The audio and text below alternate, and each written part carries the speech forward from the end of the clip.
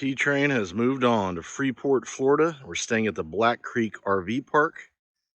This might be one of the shortest RV park reviews that I'll ever post. As you come in, you can see the office is right over there. There is no bathhouse, no pools. You get a fire pit ring and a picnic table. The park is extremely small. See, we've managed to set up a cross over there. It's not completely full.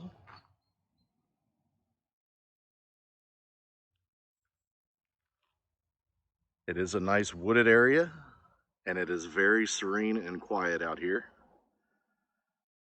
Let's go show you a spot. These spots are a combination of gravel and sand.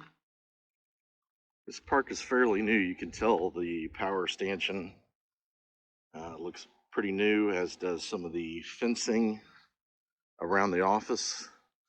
You do have some gorgeous trees. They're all back-end sites, no concrete, but they are all full hookup 30/50 sewer and water. And that, my friends, is a wrap